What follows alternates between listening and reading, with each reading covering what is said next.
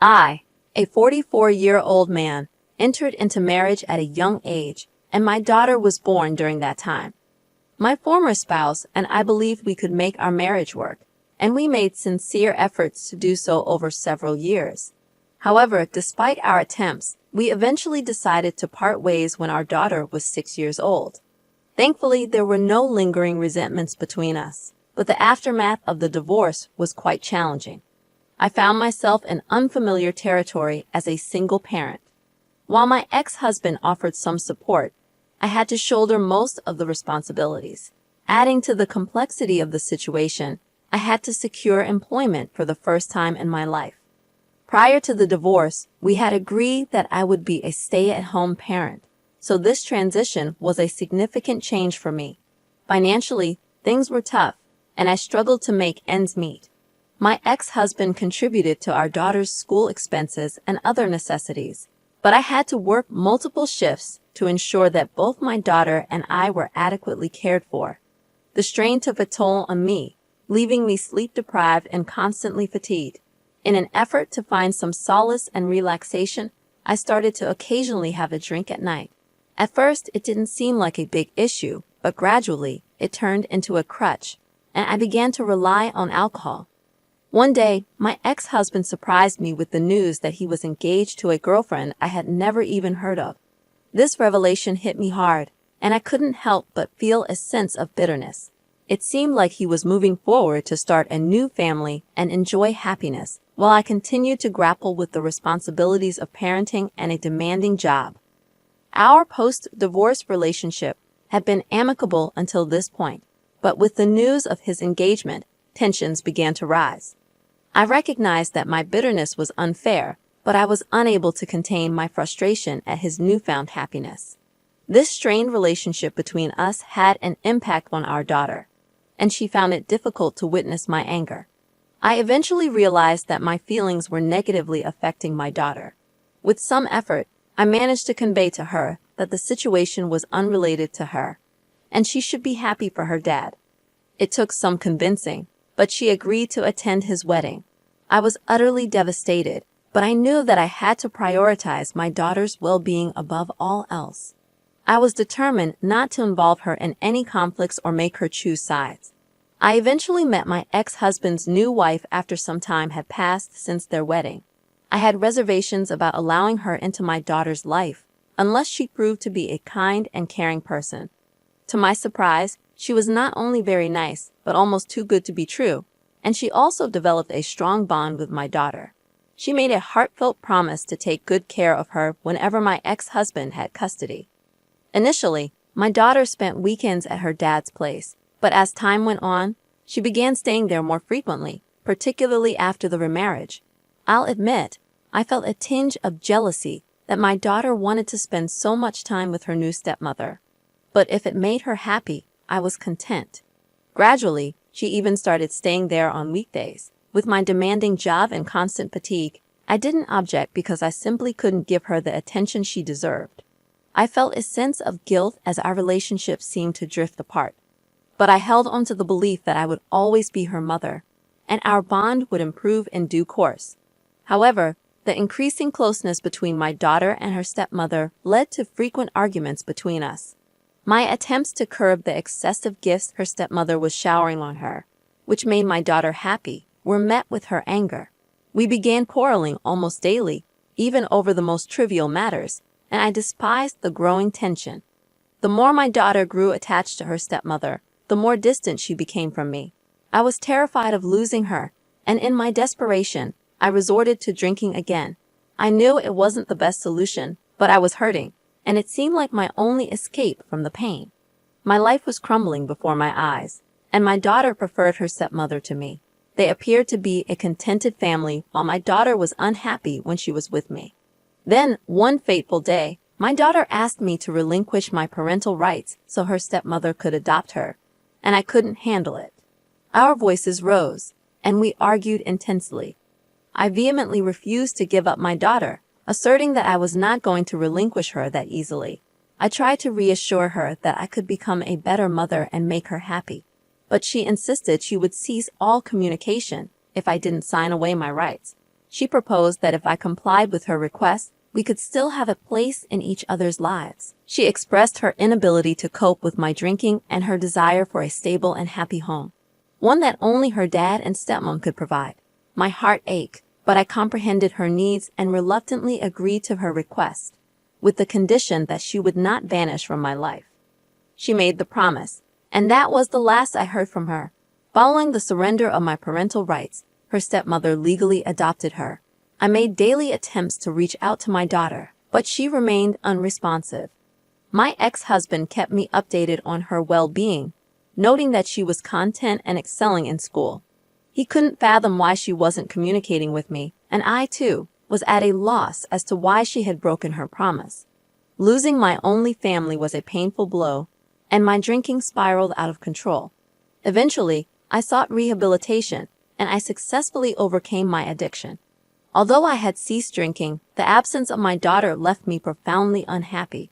I called and texted her daily, even making visits to my ex-husband's home in hopes of seeing her. But she refused to come out and meet me. I had missed out on so many pivotal moments in her life, from her high school graduation to her college enrollment. I believed I had lost my daughter completely until one day when she appeared at my house and handed me a letter. She mentioned that she would consider talking to me if I could explain why I had written that letter 12 years ago. I read the letter repeatedly, attempting to understand its contents. Shockingly, it claimed that I was willing to relinquish my daughter in exchange for money, and it was addressed to her stepmother. I had never sought money from anyone, and I had never considered giving up my daughter. Furious, I went to my ex-husband's residence and confronted his wife for destroying our family and taking my daughter from me. She burst into tears, and my daughter took her side, insisting that I was being selfish by disrupting their lives after so many years. I vowed to expose her for who she was, and my daughter asked me to leave them alone, asserting that I was causing unwarranted turmoil in their lives after all this time. With a heavy heart, I retreated to my vehicle, defeated after 12 years of estrangement. I later shared everything with my ex-husband, who had no prior knowledge of the letter. He believed his wife was merely expressing jealousy and thought it would fade over time. It had never occurred to him that she would go to such extremes to cut me out of their lives. He also mentioned that his wife had requested him not to keep me updated about our daughter, but he chose to disregard her demands, as they had no children of their own, and his wife treated our daughter kindly. In my defense, I assured him that I had nothing to do with the letter, and that his wife had poisoned our daughter's perception of me successfully for the past 12 years. She assured me that she would arrange a meeting between me and my daughter. After a week of persistent persuasion, my daughter finally agreed to meet me. During that meeting, I shared everything with her, explaining the circumstances surrounding the letter and her stepmother's involvement. The letter was typed, so there was no handwriting to analyze. My daughter listened intently, tears in her eyes, struggling to accept that she had been manipulated as a pawn in her stepmother's scheme. I shared details about my job, my successful completion of rehab, and my newfound sobriety. In return, my daughter opened up about her college life and her boyfriend, expressing her deep sadness over letting her stepmother come between us. I reassured her that it wasn't her fault, and finally she began to believe the truth. She was determined to confront her stepmother. We parted on good terms, with her promising to visit me once she had sorted things out with her stepmother. 2 weeks later, my daughter returned to me, having severed all ties with her stepmother. It turned out that her stepmother had admitted to writing the letter, claiming it was for my daughter's own good, emotionally manipulating her into thinking I wasn't a good mother. This revelation angered my daughter, who threatened legal action, making her stepmother furious. In response, her stepmother labeled my daughter as ungrateful, emphasizing the financial support she had provided over the years, including paying for college and numerous gifts. She valued her gifts more than the mother-daughter relationship. My ex-husband, disturbed by this revelation, decided to cut all ties with his ex-wife. My daughter informed her stepmother that she wouldn't return the money, and that any further interference in their lives would result in legal action to claim the rest of the money. After this ordeal, we mutually apologized, deciding to put the dark chapter behind us and start fresh. My ex-husband and I, now divorced from his ex-wife, rekindled our friendship, finally achieving the happy family we had always wanted. The complexity of the situation involving my stepmother was indeed akin to a soap opera, and her cunning actions had caused a 12-year rift in our lives. It was clear that her manipulative behavior had taken a significant toll on my daughter and our family. Hey there, folks. If you're enjoying this video so far, give that like button a big virtual hug. But let's keep it friendly, no hidden notes here. Now let's dive into our second story. I'm Fimo, 27, and I grew up in a very conservative, or rather, misogynistic family. The only criterion for earning affection in my family was being male. They held archaic, old-fashioned beliefs, emphasizing the importance of preserving the bloodline and maintaining the purity of the family. My paternal grandfather, a staunch advocate of these ideas, never quite took a liking to me. Unfortunately, I had no siblings, but I did have a stepbrother named Joseph, who was 22. Joseph entered our family through my dad's second marriage to Sophia. Grandpa showered his love on Joseph solely because he was a boy. As a result, my own father started neglecting me, favoring the young child in need of more attention. The one fatherly figure left in my life was my caring grandmother, who had endured a challenging life with her overbearing husband. After my grandmother's passing, I felt disconnected from the rest of my family and became a mere spectator in their affairs. Things reached a breaking point when I graduated from high school and requested financial help for college. My dad outright refused, stating he needed to save up for Joseph. Ours was a wealthy family, and my dad had significant resources at his disposal. He could have easily funded both our educations. In desperation, I turned to my grandpa, asking if there was any support available for my college expenses. However, his response was disheartening.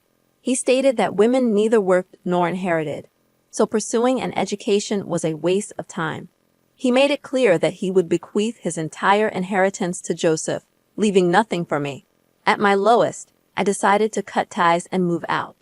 I took out loans, worked various odd jobs, and managed to support myself while studying, maintaining good grades.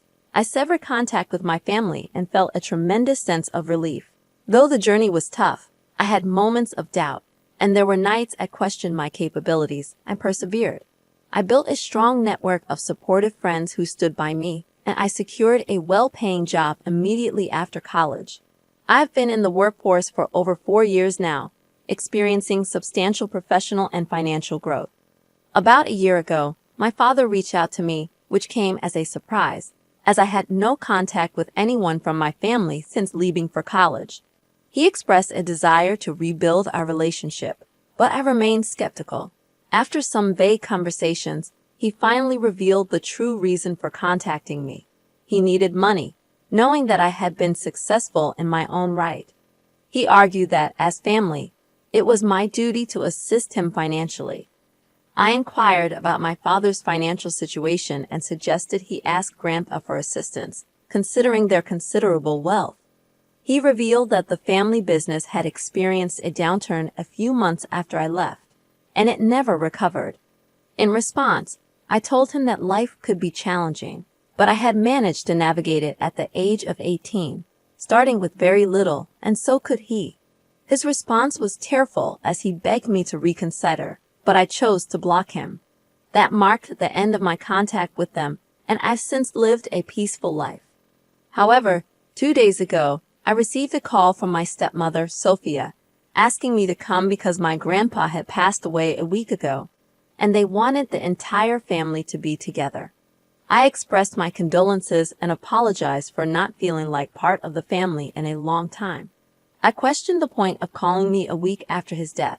She called me again yesterday, emphasizing the need to talk. Apparently, it had come to light that my grandfather was financially destitute, and the inheritance he had claimed was, in fact, my grandmother's. He had wrongly assumed it was his due, as his timid wife had never disclosed the truth to anyone. She had made a will that would provide for him after her passing, with a significant portion of her assets, including the $500,000 my grandpa had bragged about, was intended for me. My dad, Joseph, and Sophia were left with nothing, and this revelation came to light only after my grandpa's death. Now, they had lost everything, and the house was mine. Sophia suggested we stand together as a family during these challenging times, but I reminded her that I had faced tough times alone for most of my life, and no one had stood by me. I made it clear that I had no intention of helping them. I had already contacted a lawyer to understand the legal details of the situation. While I felt a sense of satisfaction that karma had come for them in the harshest manner, I couldn't help but feel a bit sorry for them, as they had been completely blindsided and would have to start from scratch, given the loss of the family business. In response to your question, Joseph is not my dad's biological son, and my dad and Sophia do not have any biological children of their own.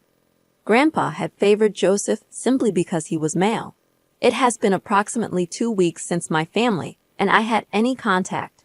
I assumed that things had settled down and they had come to terms with their situation. However, starting yesterday, I began receiving hateful messages from my father's side of the family. Although we hadn't been in touch for years, these texts insinuated that I should do better, emphasizing the duty of daughters to look after their brothers and parents, leaving me puzzled about their intentions. So, I decided to reach out to a cousin I was still on good terms with to find out what was happening. He informed me that Joseph had contacted everyone and was spinning a melodramatic tale, claiming that I had swindled them and manipulated our grandma all my life to secure her assets. His story lacked any semblance of truth, but surprisingly, many family members sided with the golden boy and spread the messages widely. In response, I gathered screenshots of these messages and shared them on my Facebook page. I pointed out that since they were so quick to pass judgment, they should have stepped up and helped me when I was struggling and practically homeless. I launched an offensive against all of them and subsequently blocked their phone numbers. Generally, I steer clear of drama, but I couldn't tolerate being blamed for something that was not my fault. They won't receive a penny from grandma's inheritance, especially not after the stunt they pulled off. Although I didn't feel entirely vindicated, I discovered an unexpected reservoir of rage and resentment within me. The incident with my extended family seemed to have unleashed these bottled-up emotions, and now I can't seem to contain them. Upon consulting my lawyer and reviewing the will, I decided to evict my dad and his family from the house. Since my job allows remote work, it's more efficient for me to work from home, and this move will also help me save money. I served them with an eviction notice, providing them with a 2-month window to find another place. Their response to this bombshell was nothing short of fury, with a barrage of calls and messages flooding my inbox. I'm quite certain they're spreading slander on social media, but I don't have access, and I honestly don't care. I'm just looking forward to living in my family home, which is my sole attachment, along with fond memories of my grandmother. I loved her immensely for looking out for me.